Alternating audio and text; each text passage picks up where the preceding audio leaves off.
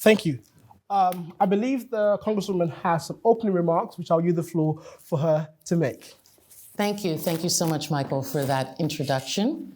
And thank you all for coming out this evening to spend a little time with me. I first want to thank my Chief of Staff, Angeline Jabbar, who is also here with me. She came...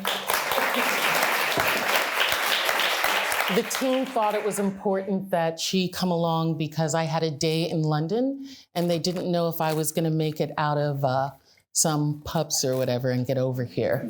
So she kind of corralled me to Oxford this morning.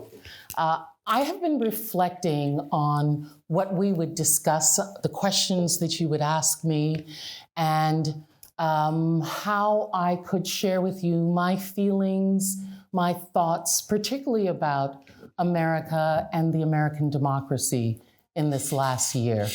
And so I wanted to share with you some reflections that I made on the plane and then on the train over here in the last 24 hours.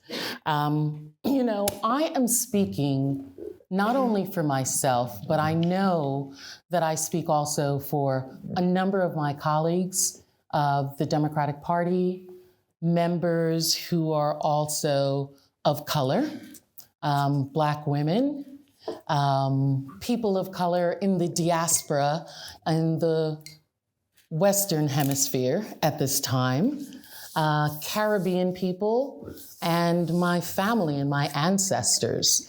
I represent them, and when I'm in Washington and in Congress, I really take on the fact that I am the embodiment of those different groups of people, that I'm a voice for them that they may not be able to have.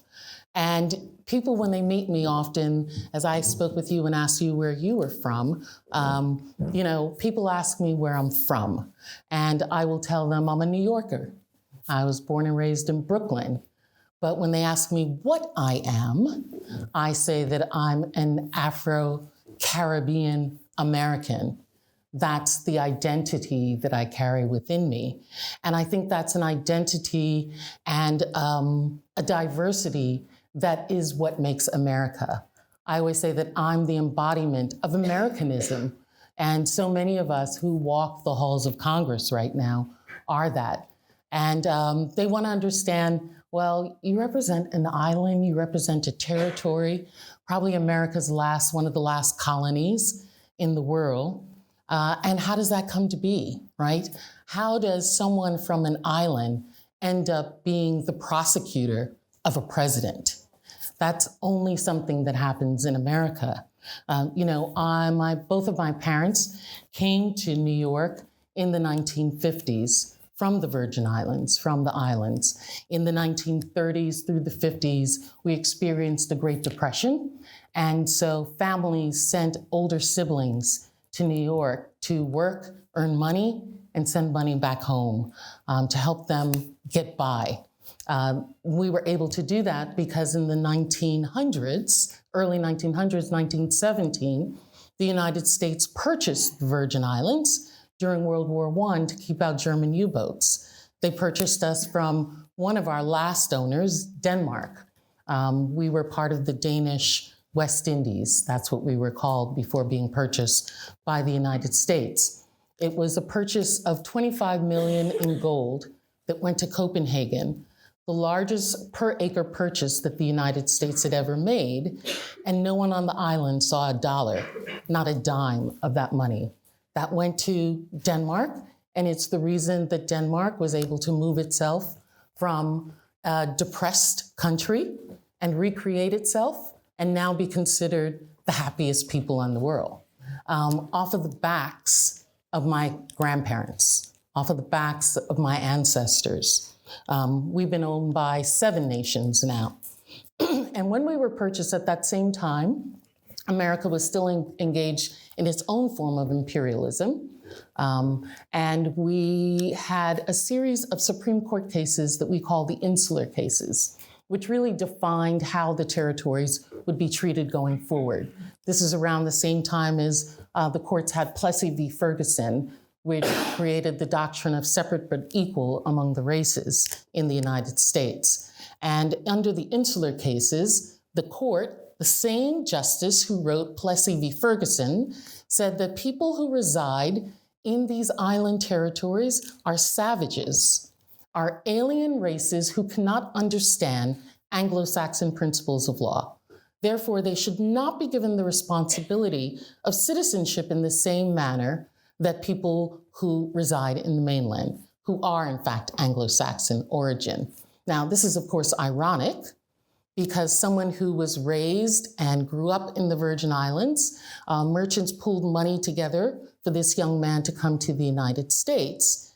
He wrote part of the Constitution, Alexander Hamilton, but yet the courts in the 1900s said we couldn't understand Anglo-Saxon principles of law, whatever. But it has meant that our lives are separate and not equal to everyone else in the United States. We are part of the draft. We have some of the largest concentration of veterans in the United States. Our sons are subject to the draft, but they cannot vote for president. They cannot vote for the commander-in-chief of the military. We do not have representation in the Senate. Puerto Rico is the same. Puerto Rico has 3 million people, is larger than many states, and yet remains in a perpetual state of colonialism. Myself and other members from the territories who are in Congress have limited voting rights, depending on which party is in power, which impact our ability to leverage our vote to support our people. So that's the kind of state that I come to Washington in. But yet and still, I do still believe that I embody what we call Americanism, right? It's the collective idea of what is America. That collective idea includes righteous freedom, fearless courage, religious tolerance, and a manifest destiny about what is the United States. I also think that there's an expanded notion of what Americanism, and that is called, I like to call the expanded version the infusion of others, right? Our increased diversity, which allows us to innovate and to create and continually reinvent ourselves as America. That, to me, is also an expanded version of Americanism. Now, the framers of our Constitution, they believed that they had a foundation for us, right? That would allow us to be able to continue indefinitely in this American experience. But Alex de Tocqueville, when he came to the United States and wrote Democracy in America, also stated that he believed that the American system works as a sovereignty of the majority, that that's what makes America work, is that majority. Now, our founders at the time of the creation of the framework of our Constitution and our government, everyone was the same. They were all the majority. And so it worked. And I believe that the things that we have problems in now is the fact that that majority is changing. What is defined as the majority in the United States is changing. And that it is, in fact, instability. Aristotle says that inequality brings instability. And it is the perceived fear of inequality on those who had been the majority, that fear that they will no longer be the majority and therefore not be able to sovereignly run the country, that has created what I call our second civil war in the United States. So another book that's interesting in this is that everyone is talking about right now is by Timothy Snyder on tyranny, right? And he says that globalization can magnify inequality in groups among themselves. And individuals may try to rip apart and destroy what they believe is holding them back from that having equality. I think that the ripping apart of groups or individuals is when they fear that they are going to lose their majority, that they are feared that they will no longer be not just equal, but superior to those who are in the minority. So today in the United States, our president says that we are at the great inflection point. I say that we are in the throes of ending the end part of our second Civil War. Our first one was a physical war over slavery that was bound to economics, to issues of superiority, and feeling to have control and finances in the South, right? Over individuals, over chattel. This second Civil War is an ideological one in the United States that is also being fought for individuals who fear loss of control, loss of economics that they perceive that they may have had or not have, because the country is changing in what it looks like. Now, those who have never been equal don't use that same kind of leverage to try and get what they want. So in the Virgin Islands, we have a household income, I'll give you comparisons, right? Our inequality affects our daily life. We have a household median income of about $43,000 for a household. The United States, the household income is $57,516. Child poverty, when I came into office in 2015 in the Virgin Islands, was 31%. In the United States, overall child poverty is 13.5%. In the Virgin Islands, when I first came to office in 2015, children without health care was 18.9% of children in the Virgin Islands had no health care. The overall number in the United States is 7.5. You cannot say that our lack of power, our lack of equality, our lack of ability to have a vote, to have a say in our democracy does not affect our income. But we do not storm a Capitol to try and keep that, to try and get that equality. We utilize courts. There are court cases that are going on right now where we have organized our bar association fighting for that. We use legislation, getting other members of Congress to understand those inequities and actually what the cost is to the federal government by not engaging it. We use sheer force of will, of being abundantly excellent in everything we do to demand equality from others. Now, individuals who perceive that they are losing inequality, that is who our former president galvanized around himself. Those who fear loss of power, those who perceived that they did not have, those who were afraid of the other, of losing that majority in our country. The former president galvanized those individuals and he threw them against our democracy, utilizing things such as bending rules, by having Senator Mitch McConnell not take up a vote and not bring to the floor the Supreme Court nominee of Merrick Garland during Barack Obama's presidency, perpetrating the big lie that the election was stolen, even his Tax Cuts and Jobs Plan Act of 2017, which created enormous inequities of wealth in the United States and actually increased our deficit by $1.3 trillion to give the wealthiest white Americans additional money. Those are the things that individuals who fear loss of inequality do.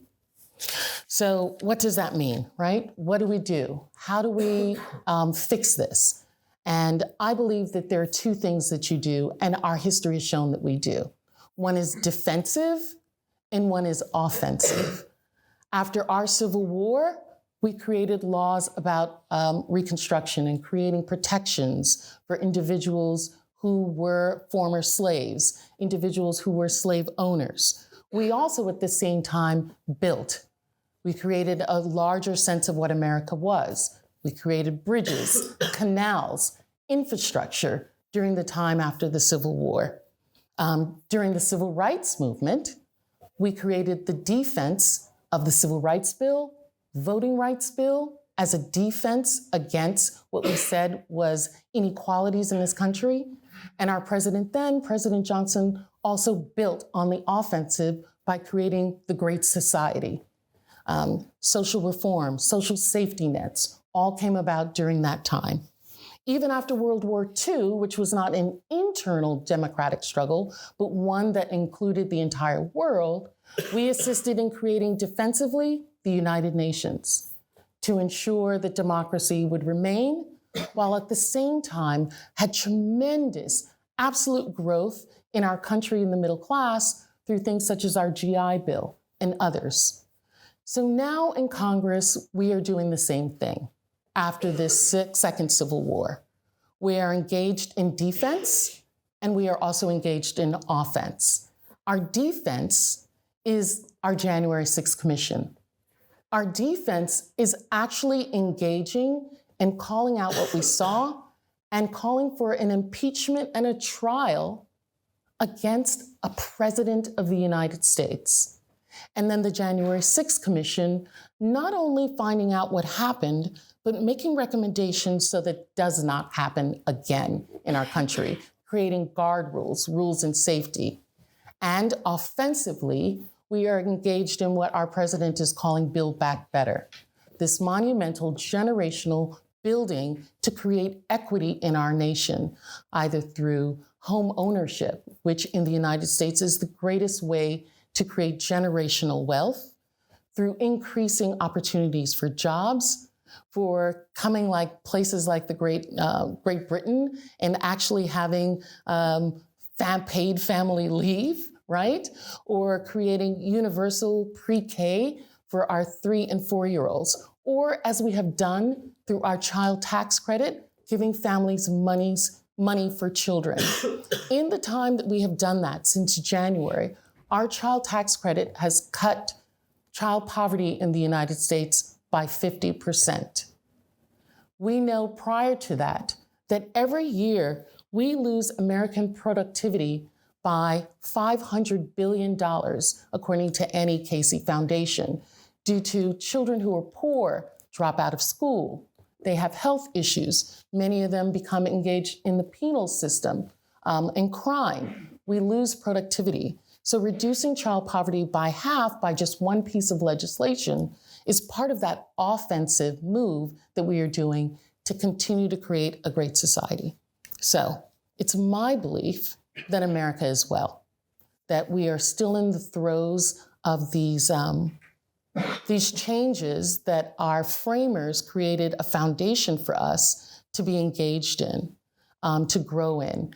And that one of the great things about America is that we are so messy, and we're so openly messy about what we do and what our problems are, unlike, in my opinion, many European nations who don't want to face the issues that they have, just as intrinsic as ours. And so those are my thoughts. Those are the things that I've been thinking about. And let's get at it. Thank you.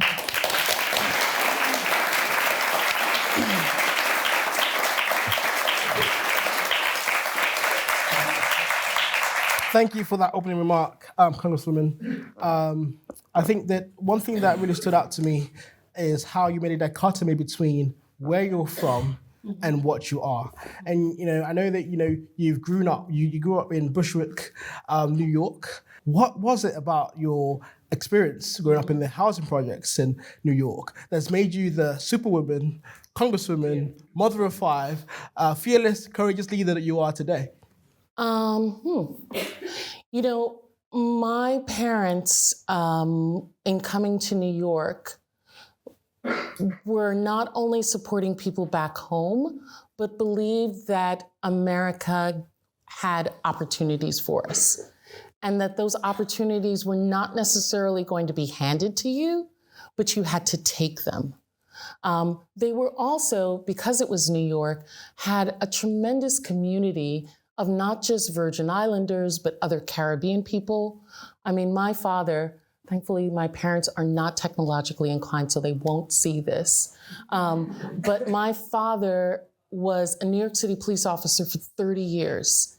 And that man still has an accent from 1950 something as if he still lived on the island, because New York is so diverse that he was always assigned to West Indian communities. And so his accent could remain. I used to have to translate for friends. They were like, what is your father saying? But having a community like that and other individuals like them from other ethnicities, right? I learned piano from a Czechoslovakian Holocaust survivor in Brooklyn, in that same housing community. My mother decided that I needed to learn German because German would teach me precision in words. How German words are put together is very exacting, and she thought that that would teach me exactness and precision and discipline. And so I think that Americanism, the ability to glean from so many different people who are all looking for opportunity, is what makes me feel that I have taken all of that in, and they are the best parts of me, that I'm able to move forward in what I do. And that when I'm speaking for all those people below me. I'm speaking for my grandfathers who, for 10 years after the island was purchased, no one had was a citizen of nowhere, because the Danish did not want them to have citizenship or America to give them citizenship so that they could have a court to go to redress for. Those are the things that make me who I am. Great. I take from that one big theme of Americanism is, achieving the American dream.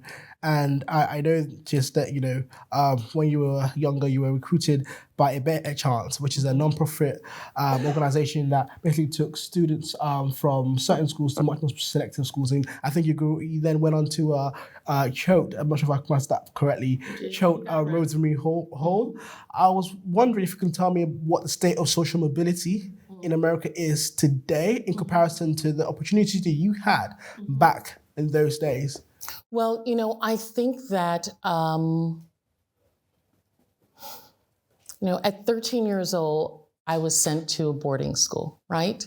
Coming from a family who didn't know what boarding schools were, but felt that they had given me a framework and a work ethic that would allow me to do well there. Somebody also must have thought my scores looked kind of decent and was going to give me a chance. But I think the opportunities are more and the barriers are even greater at the same time in our country. I have young adult children who I see having access to so much more than I had, while at the same time, the fight to not just see it, but to actually hold it and grasp it and keep it. It's a fight that wasn't there necessarily before. My parents' generation just did not know these things existed, right? They did not know that there was a school less than an hour and a half from their home where 13-year-olds lived on a 400-acre campus and studied Monday through Saturday and went abroad for a term to finish their language requirements. That was not even in their lexicon. But now our young people, and I think that's an even greater frustration, is to know the possibilities are there, but not to be able to achieve it. Thank you.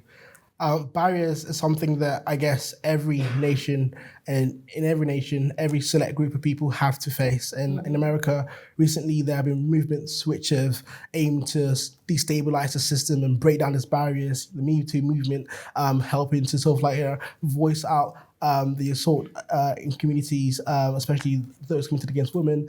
And of course, Black Lives Matter came to, again, big prominence during 2020. And I recognize that whilst you were campaigning in the past against anti-apartheid movement, and I was wondering what you saw in the Black Lives Matter movement today and other movements which aim to break down barriers and tackle social injustice. What has changed in the movements and the types, but also what still stays the same? Yeah, what still stays the same is young people's passion I don't think any human rights, civil rights movement is ever successful if young people are not at the front, at the vanguard of it. It just doesn't happen. History just hasn't shown that to be the case. And so that remains the same. But I'll say something a little controversial. I do feel that there's so much more individualism now, and people seeking what is the personal benefit for me, or generations that have to feel happy, have to feel good all the time about what they do, that doesn't sustain movements.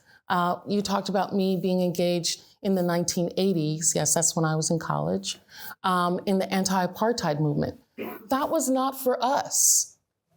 We were not going to necessarily immediately benefit from South Africa changing their regime.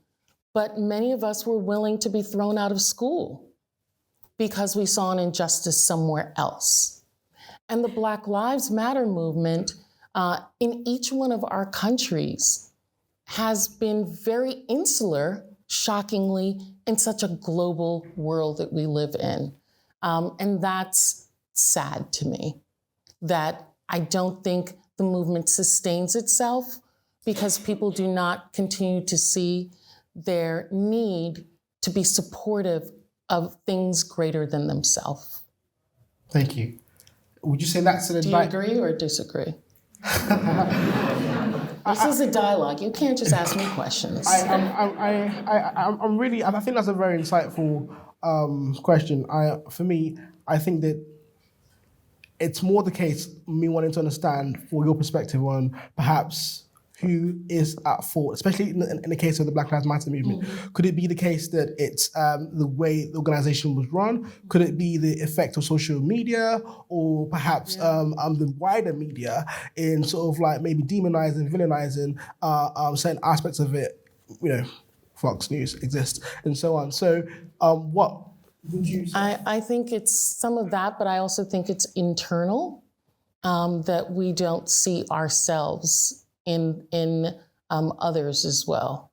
We're always checking each other about the most minute thing, rather than trying to accept people's good intentions and passion about stuff. Or also, this is something I think that is uniquely American, is being very frank about where we are, and a willingness to examine our fallacies that I don't often see as much in other countries. I've been just in these 24 hours surprised at the amount of Black Brits who don't think that there is huge issues of racism in this country, in Britain. That's shocking to me, and want to push it off on just an American experience. Well, if that's the case, why haven't you had a Black PM yet, right? If that's the case, why is the country the way it is? I won't even get into it. But I don't think that people see everyone's talking about this intersectionality, but I think the intersectionality is just for your own purpose at the time, and that there are very few actual movements that are really working for a global or a much larger benefit than just yourself. Yeah, I think there's definitely a spectrum of different Black British people and how they view the status of racism in this country. But in your terms of being frank and recognizing earlier on, you spoke about how Denmark imperialism has led to the benefits of generations afterwards and no sort of like redistribution of justice or wealth to places where they extracted those benefits from.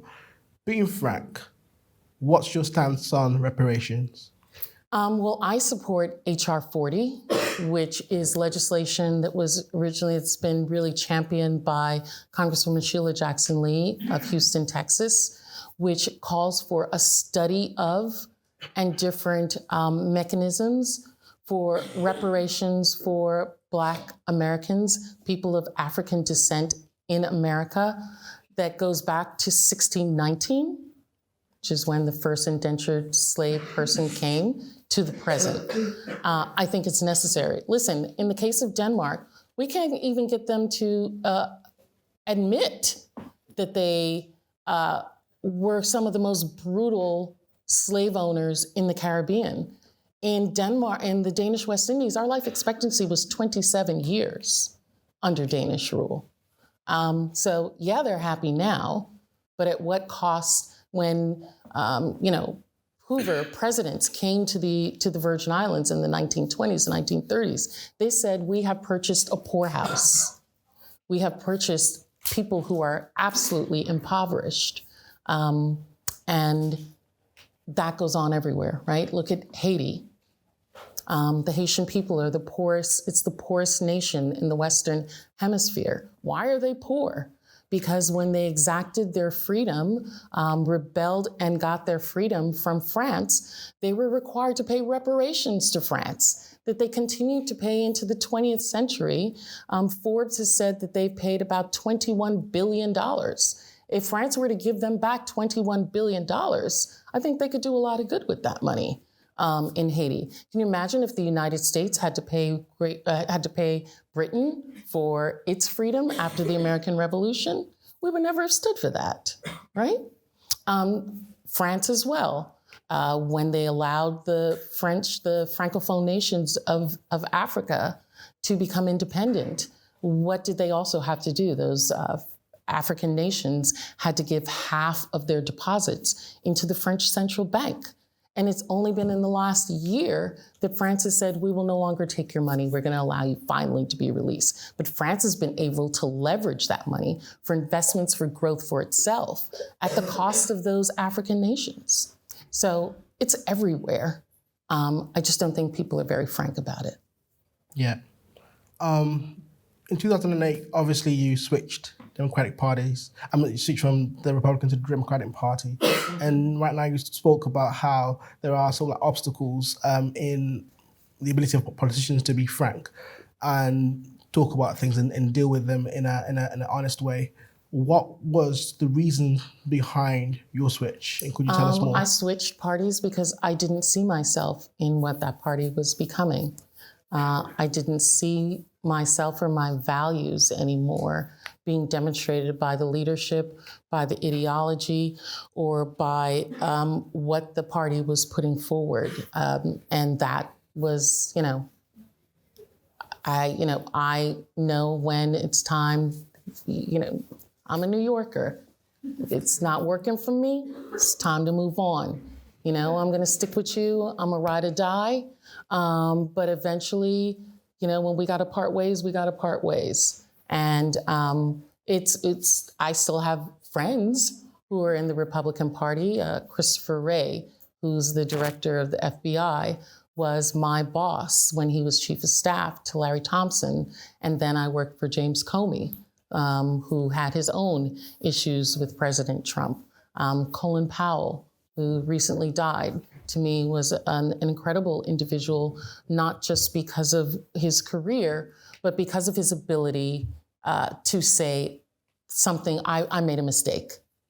I got that wrong. I did this wrong. And I will accept the responsibility for that, which is something that the Republican Party is not willing to do anymore. And so I cannot be part of a party which is solely concerned with the accumulation of power for itself by lying to individuals who perceive that they are being protected, but are actually being used for fodder for cannons to protect the wealth of a certain group within that party. Thank you. So from being a member of the Republican Party, you went to being the House manager in charge of the second impeachment of the leader of the Grand Old Party. Yeah. What was that experience like? And I guess tell us whether you think it was a failure. Oh, man, bam, right at you. One, I don't think it was a failure. I think it shows that the American system works because there are very few places in the world where an individuals or an organization can call out and bring to the floor the perceived crimes of a president. At the time that he was impeached, he was still the president, right?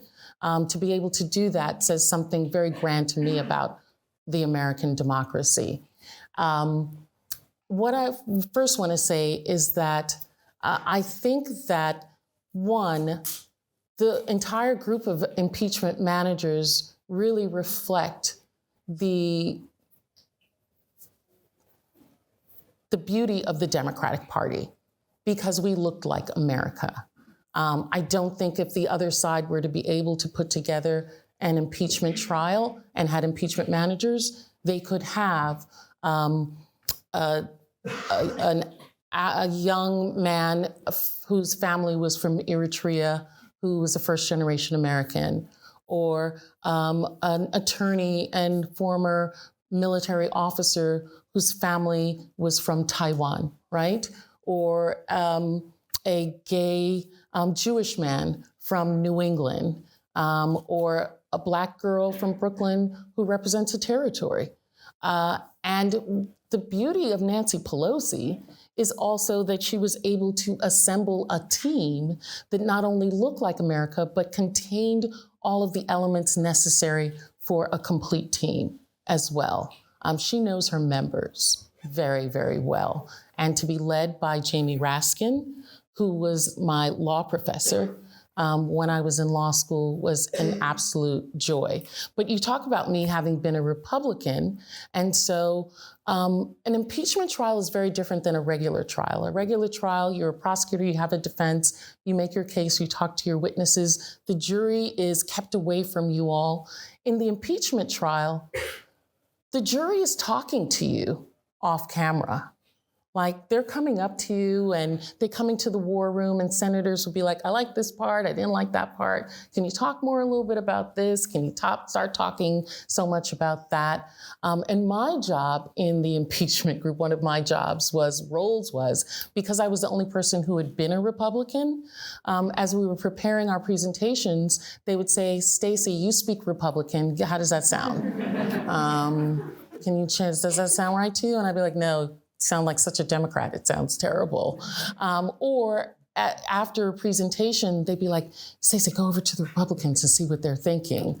And so, one of the senators, a number of people I'd worked with, actually worked for one of the senators that were there as a staffer, and I'd go up to him and I'd say, like, hey, boss, how do you think we did? And he'd say what he didn't like or not like. Bring over other senators. Some of them would say, oh, you nailed it. You've got him dead to rights. And I'd be like, so are you going to vote to impeach? Oh, no, I'm not going to do that. And their rationale was really interesting. Some of them would say, I believe that he committed those crimes. I do believe that you've made the case. And I'd say, well, why can't you vote to impeach? Well, because I would be going against the party. And I was like, well, why don't you do this? Because remember, there are two phases in impeachment. The first is the trial. First is conviction. And if he is convicted, then there's a second vote for removal or disqualification from every running again. The first one requires the 60 votes, but the second one only requires a majority. And so I would say to different senators in the Republican Party, well, just vote for the first one. And then you can vote against us in the second one, and you can save face that way. And they're like, no, I've been whipping the votes, and you're not going to get to the second part. So I don't want to put myself on the line and my reputation to have voted to convict, but never get to vote not to disqualify him or remove him from office. Wow. And not disqualifying him to run again, I think he's going to run again. What indictment does that say for America being, the leader of the free world, the first? Well, it's what I said, that there are those individuals who are more concerned with power than they are concerned with principle. They're more concerned with the amalgamation and the totality of what that power entails, whether it's economic, whether it's for their own purposes or for what they perceive America should be, right? Rather than it is that at that time in that space, this is the right thing to do. Yeah, I'm soon going to open the floor to audience members' questions, but I thought to end at least on this section, on something quite interesting and fun. During the trial, you quoted Jesus, who's a member of Wu-Tang Clan. Yes. And I was wondering what You know, he role- called me, he contacted me after that. Oh, wow. Yeah. So I was wondering what role music has played both in your professional and personal life. And Well, you know, I am, like I said, from New York, and I grew up in New York in the 80s. So, you know, people talk about when was the first time you heard hip hop? When's the first time you heard rap music? First time I heard rap music was in 1973 in New York on a train. I can remember going up to the Bronx for parties, you know, when it was really just people battling over equipment for dance music. I can remember the move from disco to rap. So I'm all about rap. Like just a couple of weeks ago, I went to hear Nas. You know, his new album has come out. So I had to be a part of that. You know, I like KRS-One. I am totally about rap music that has a message. But I'm also Caribbean, so that's of course why I like rap, because rap started with a Caribbean kind of cadence and the call and response that was done in the Bronx, in the Boogie Down during that period from that community. brilliant. Thank you so much. I'd like to open the floor for a couple of questions. We've only got about 5 minutes. So I recognize the lady over there. Hi, sorry. Hello, I'm a fellow New Yorker and also a graduate of the Lawrenceville School, so a rival of Choate. And my question was, you know, more into partisanship. You abandoned one party because you felt it no longer reflected you. But what do you see as the path for the country moving forward, where partisanship has really torn it apart? And you saw that on January 6th. So do you feel like we've reached some point of no return, or do you think there are things we could do that can reform the system, either structurally or socially, to, you know, evolve into a more communal democracy? Mm-hmm. Well, you know, when we talked about the defensive things that we do after this present civil war, we talked about January 6th. But other things that are as equally important are the Voting Rights Act, right? To ensure that the notion of universal suffrage continues to stay in place, that more Americans get to vote. Individuals are not Voting is not segregated to specific communities. I think that will go a long way in supporting our democracy moving forward. I also think, you know, social media is a hindrance and it's a help at the same time. I think the exposure that we get to how our country still needs each other. You know, when you talked about the Black Lives Matter movement and that reckoning, it was a reckoning that was not just Black people in America, right? To see Amish people standing on a corner with signs saying Black Lives Matter meant so much to African Americans, to say that we do have allyship out there. And I think that gives me hope that even despite our partisanship, right? And this polarization is going on both sides, right? In the left and the right. The middle is not being squeezed out, it's disappearing. That I think needs to be checked as well. And I'm not entirely sure yet what the fix is to that. Thank you. Next question. I think I might have only time for one more question. I recognize the gentleman with the lovely blue socks over there.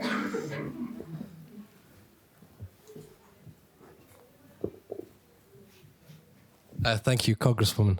I wondered if you were serving in this country instead, what would be on your agenda of change?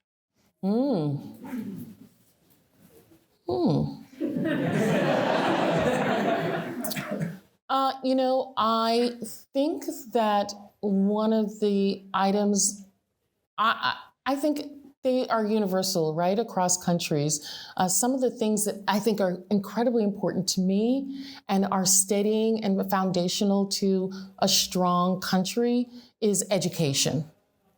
And the disparity of education in this country and what's available to people is something that needs to be reformed, needs to be fixed, I believe, while at the same time bolstering those things that do work well, whether it's a health system, whether it is the other things. I see in Europe the tremendous need for discussions around immigration and what immigration reform or inclusion should look like, in the same way that we are grappling with that in the United States as well. I think I might just take one last question. Yes, the member with the white and red mask. It has often been said that the United States is the greatest country in the world. Do you agree? Yes. Okay.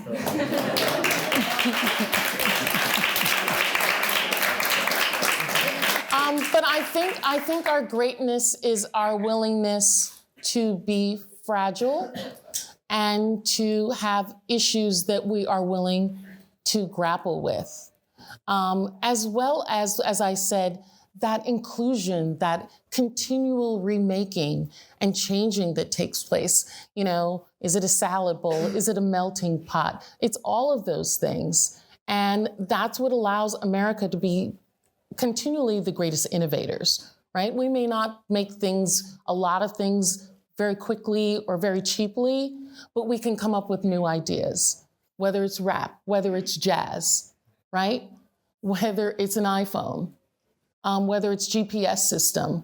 And we do that because we are always looking for the next thing.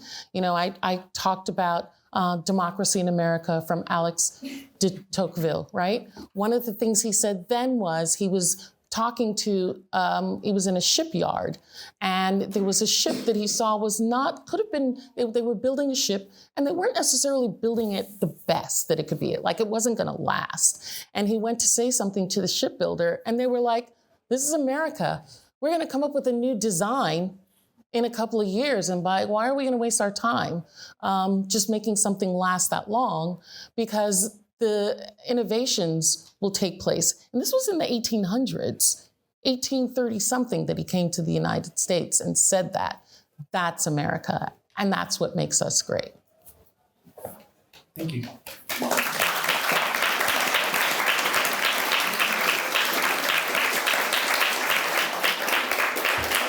Thanks for visiting us today. We really enjoyed that speech. I'd like us all to also thank her again with a wonderful round of applause.